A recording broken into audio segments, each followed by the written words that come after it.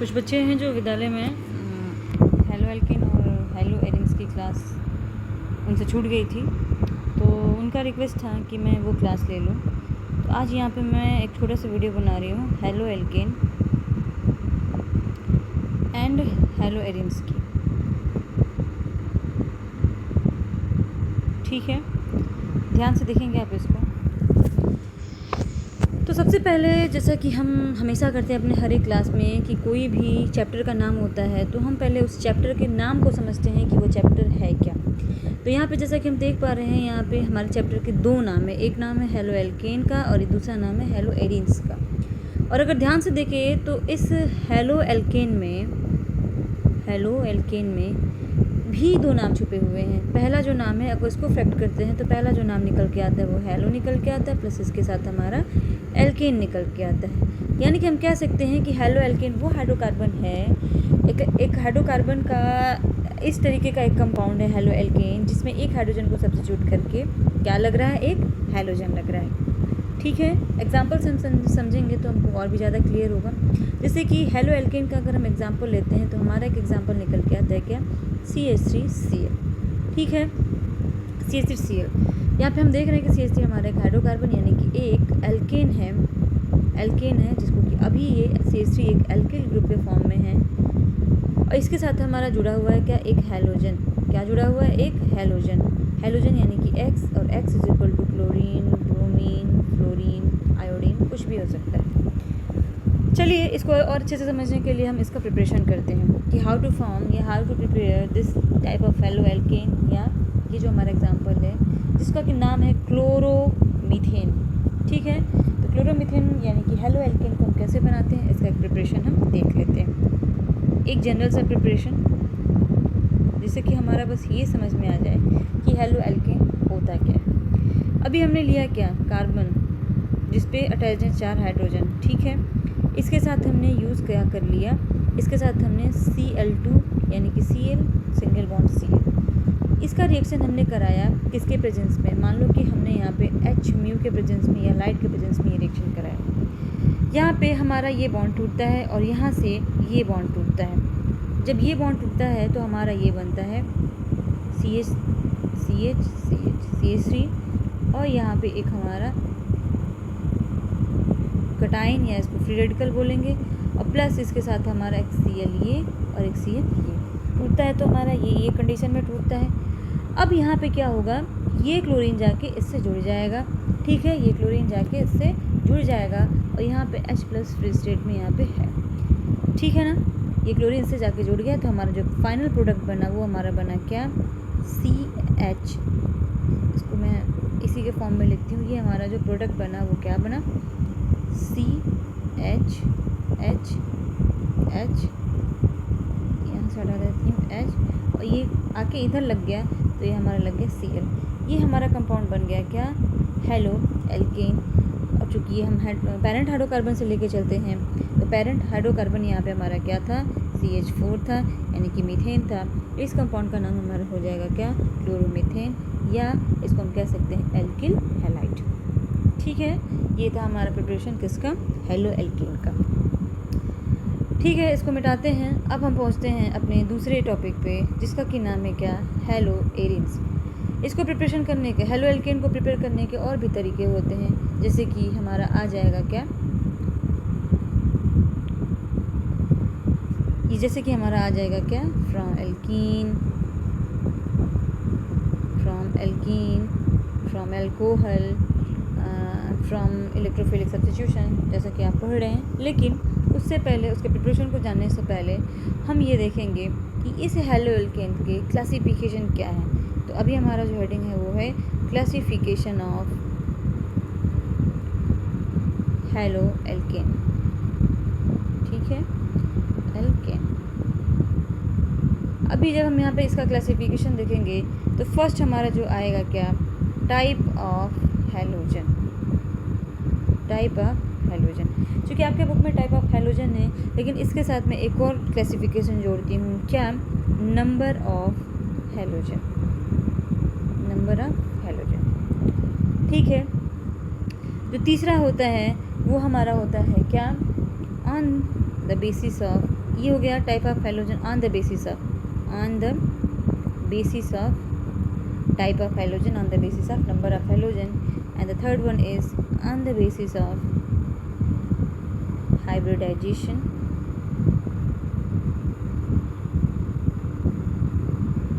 और इसको चौथा कर लेते हैं। तीसरा हमारा होता है क्या, on the basis of position. ठीक है, ठीक है।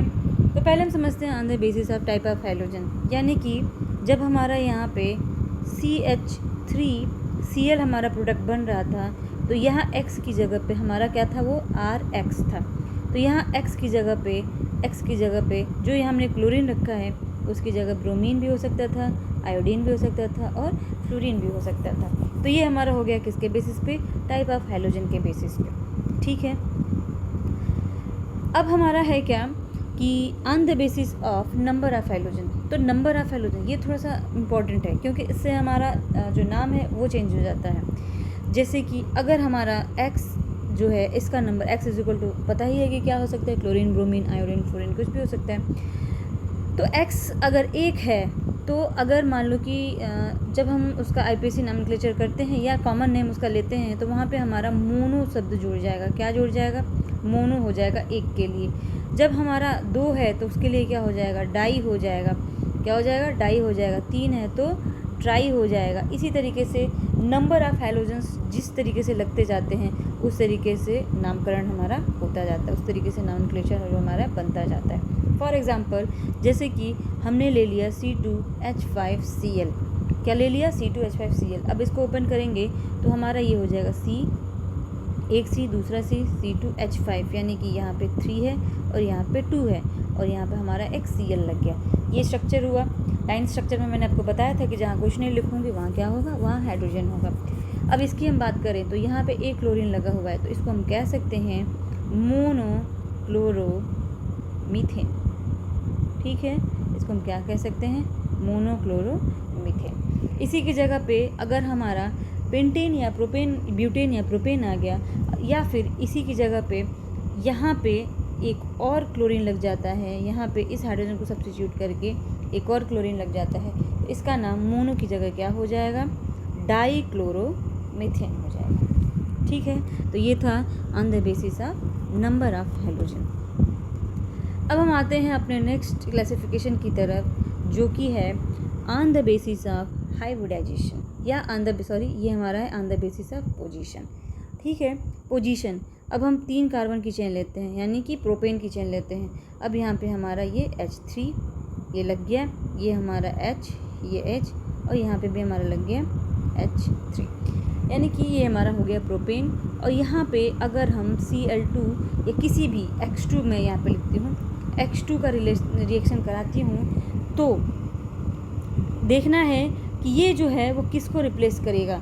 ये इसको रिप्लेस करके यहाँ एक X लग गया, और एक इसको रिप्लेस करके यहाँ एक X लग गया। तो ये हमारा हो जाएगा क्या, CH3CHX, और ये हमारा हो जाएगा क्या, CH2X। यानी कि अगर इसका नॉमेनक्लेचर करेंगे तो हमारा 1 2, यानी कि पोजीशन दिख रहा है हमको, ये पोजीशन क्या है, यानी कि हमारा ये है 1 2 डाई हेलो प्रोपेन। ठीक है, हेलो प्रोपेन, ये हो जाएगा इस कंपाउंड का नाम। ठीक है, उम्मीद है आपको समझ में आ रहा होगा। अब हम नेक्स्ट आते हैं किस पे, on the basis of hybridisation.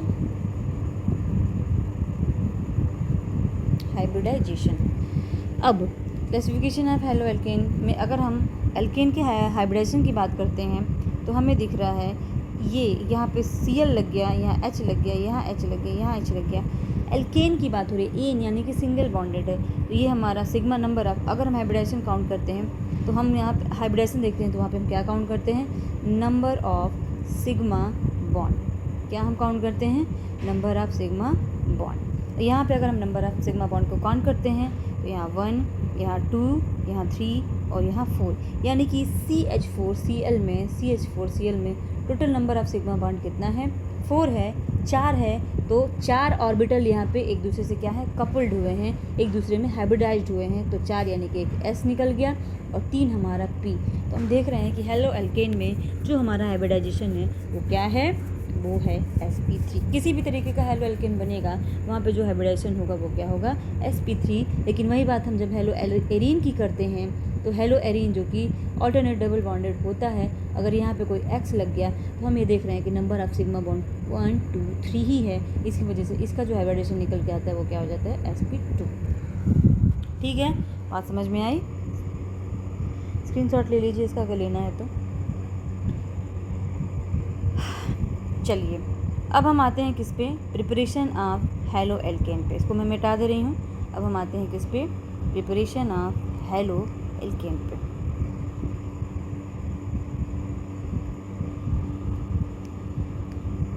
Preparation of halo alkane पे।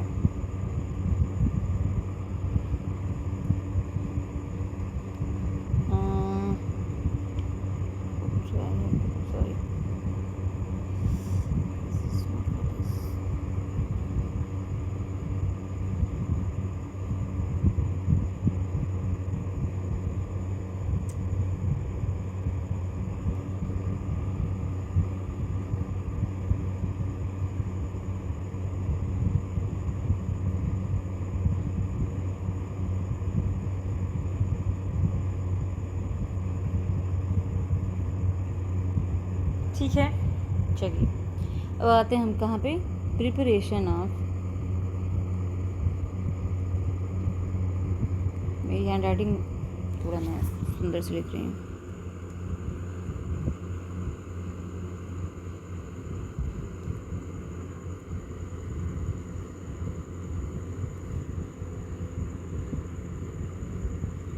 ठीक है, प्रिपरेशन में जो हमारा पहला है वो प्रिपरेशन निकल के आ रहा है कहाँ से, फ्रॉम अल्कोहल। जो पहला निकल के आएगा वो हमारा होगा फ्रॉम अल्कोहल। ठीक है, अगर हम फ्रॉम अल्कोहल देखें तो सबसे पहला एग्जांपल हम लेंगे क्या, ROH का। ठीक है, ROH का हमने एग्जांपल लिया। यहाँ पे हमने क्या कराया, ROH का एग्जांपल लिया और यहाँ पे हमने क्या लिया, हमने यहाँ पे ले लिया क्या, HX। क्या ले लिया, HX। लेकिन प्रिपरेशन से पहले अभी हमको क्या पढ़ना है, नॉमेनक्लेचर। प्रिपरेशन से पहले हम क्या पढ़ेंगे, नॉमेनक्लेचर। तो हमारा ये हो जाएगा नॉमेनक्लेचर ऑफ हेलो एल्केन। ठीक है,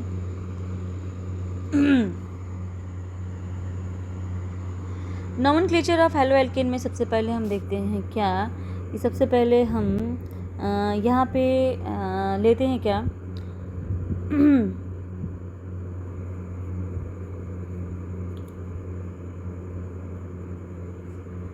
एक एग्जांपल हम लेते हैं यहाँ पे CH3 CH2 CH2Br, CH2 CH2Br। अब इसके नॉमेनक्लेचर को अगर हम देखें तो इसका जो कॉमन नेम होगा वो चूँकि सीधी है, नॉर्मल चेन है, तो एन नॉर्मल के लिए N लग जाएगा और N प्रोपिल ब्रोमाइड इसका कॉमन नेम हो जाएगा। और IPAC में एक ब्रोमीन लगा हुआ है तो ये हो जाएगा क्या, 1 ब्रोमो प्रोपेन। ये हो गया इसका IPAC नॉमेनक्लेचर। जैसा कि अभी मैंने पहले बताया, आप लोगों को बताया भी जा चुका है 11th क्लास में, कि जो है पेरेंट हाइड्रोकार्बन होते हैं उसी पे बेस्ड हमारा IPAC या IPAC नॉमेनक्लेचर होता है। और एक ब्रोमीन लगा हुआ है तो ये हो जाएगा 1 ब्रोमो प्रोपेन। इसी तरीके से जब ब्रांच होती है जैसे कि ये हमारा हो जाएगा CH3CHCl, ये ब्रांचिंग हो गई, और प्लस इधर क्या हो जाएगा CH3। इसका नाम हो जाएगा क्या, जब ब्रांचिंग होती है तो उसका नाम आइसो करते हैं, क्योंकि इसमें भी एक क्लोरीन है। तो कॉमन नेम में तो हम एक क्लोरीन 2 क्लोरीन नहीं देखेंगे, बस कॉमन नेम में इसका हो जाएगा, चूँकि ब्रांच है तो इसकी वजह से इसका नाम हो जाएगा आइसोप्रोपिल क्लोराइड, आइसोप्रोपिल क्लोराइड, ठीक है। और इसका IUPAC नेम हो जाएगा या IUPAC नेम इसका हो जाएगा क्या, आप बताइए। ये पहले नंबर पे लगा हुआ था, पहले कार्बन पे लगा हुआ था और एक ही था, तो इस वजह से पहले नंबर के कार्बन पे लगा होता है तो इसका नाम हो गया था 1 ब्रोमोप्रोपेन। चूँकि ये दूसरे पे लगा हुआ है तो इसका हो जाएगा क्या, 2 क्लोरो मीथेन इथेन प्रोपेन,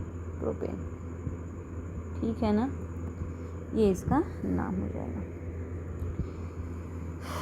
अब चलिए आते हैं हम किस पे, कुछ हमारे इस इस हेलो एल्केन हेलो एरेंस में कुछ हमारे क्लासिफिकेशन में ही हमारा कुछ रह गया था।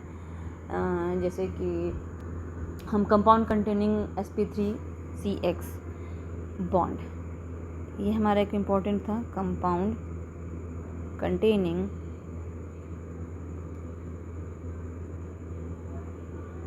sp3CX बॉन्ड, ठीक है।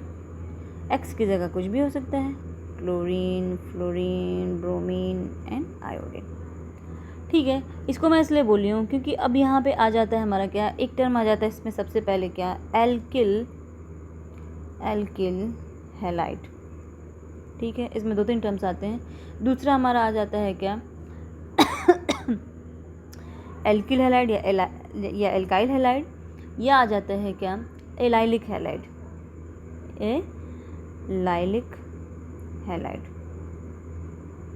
ठीक। जो तीसरा हमारा आता है वो होता है हमारा क्या, विनाइलिक हैलाइड, वो हमारा क्या आता है, विनाइलिक हैलाइड। और जो चौथा आता है वो होता है एरिल हैलाइड। यहाँ एक और आता है क्या, बेंजाइलिक, एलाइलिक के बाद क्या आता है, बेंजाइलिक, ठीक है। चलो मैं सीक्वेंस में ही लिखती हूँ वरना आप कंफ्यूज हो जाएंगे। एलाइलिक हैलाइड दूसरा, तीसरा है बेंजाइलिक हैलाइड,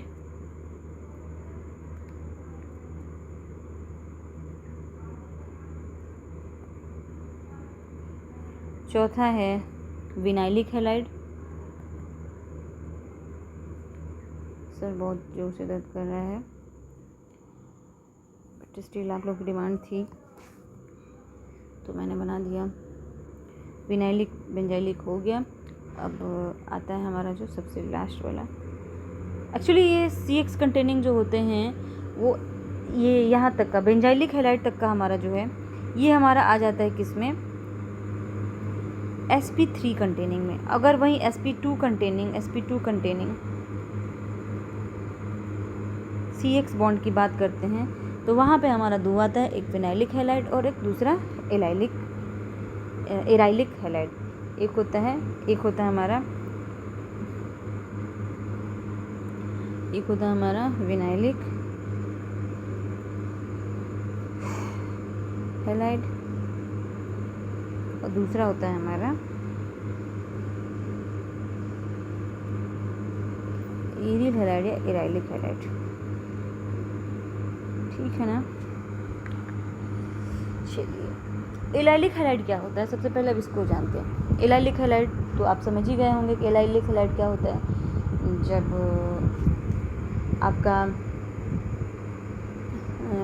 R के साथ कोई भी X ग्रुप लग जाता है तो वो हमारा क्या हो जाता है, एलाइलिक हैलाइड। लेकिन यहाँ पे ये 1 डिग्री भी होता है, 2 डिग्री भी होता है और 3 डिग्री भी होता है। 1 डिग्री, 2 डिग्री, 3 डिग्री क्या होता है, जब किसी भी कार्बन से एक R लगा रहता है, एक R ग्रुप लगा रहता है तो वो, और बाकी सब H होते हैं, क्या होते हैं, H होते हैं, तो वो 1 डिग्री।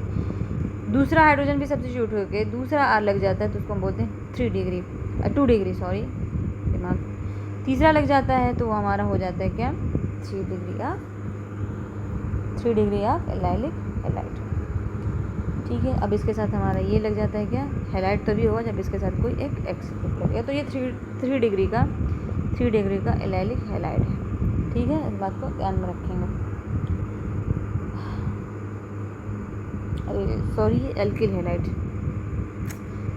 सबसे पहले हमारा क्या था, एल्किल हैलाइड, ठीक है। थोड़ा सा वापस से मैं इसको बोलती हूँ, एल्किल हैलाइड यानी कि R और X। लेकिन अगर हम बात करते हैं 1 डिग्री 2 डिग्री और 3 डिग्री की, तो वहाँ पे जब किसी कार्बन से एक R ग्रुप जुड़ा रहेगा तो वो प्राइमरी डिग्री का एल्किल हैलाइड हो जाएगा, दूसरा R जुड़ा रहेगा तो 2 डिग्री का यानी सेकेंडरी एल्किल हैलाइड हो जाएगा, तीसरा R लग जाएगा तो वो 3 डिग्री यानी कि टर्शरी एल्किल हैलाइड हो जाएगा।